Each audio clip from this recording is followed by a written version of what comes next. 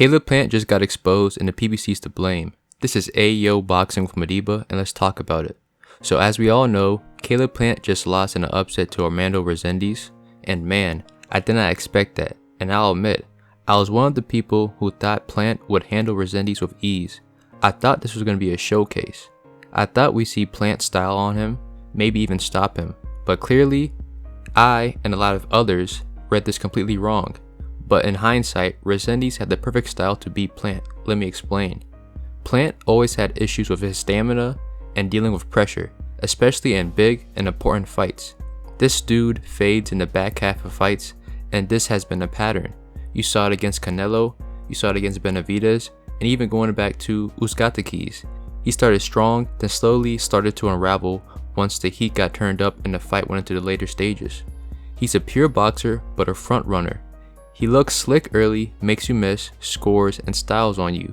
But if you keep up the pressure, take his legs away, and drag him into the later rounds, things start to fall apart. But what made this loss more surprising is that I thought that he had grown past this. The Trevor McCumbee fight showed something different. Caleb adjusted and fought in the pocket. It looked like he added depth to his game, and I thought, okay, maybe he finally addressed the stamina situation, and maybe he did evolve. But then this Rosendis fight happened, and none of that was there. I don't know if something was wrong in the camp, or if he was dealing with an injury or whatever.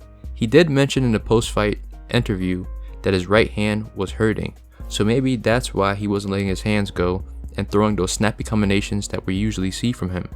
Rosendis, on the other hand, had the perfect game plan. It looked like they studied the Canelo and Benavidez fights extensively because Rosendis worked the body from the opening bell, and that's how you take away the legs from a pure boxer. By the time the championship rounds came, Caleb Plant looked gassed, flat-footed, punches had no sting, no answer for the volume, and Rosendis was putting hands on him. Maybe Mexicans are the weakness to Caleb Plant. And look, I like Caleb. I always rooted for him, so watching him lose was tough. But this fight's a perfect example of what happens when you try to marinate a matchup for too long. This card, just like the Times Square card, was clearly built to showcase the two A sides.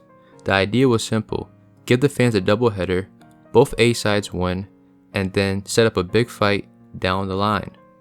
But just like in that card, the co-main won and the main lost. The momentum for the big fight is now gone. This is what happens when you play the long game with fighters in their 30s. Look at Wilder and Joshua. We waited years for that fight. They said let it marinate. And what happened? They both caught L's along the way, and we never got to see that fight that we should have already seen.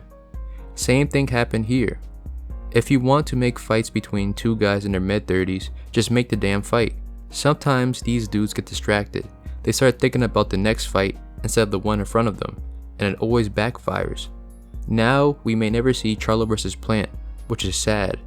This for sure ruined the plans of the PBC and lost them money and some time. This also speaks on how inactivity robs the fans and fighters of fights. If Plant and Charlo were more active, fighting at least twice a year, they probably would have already fought, or maybe fought on this day.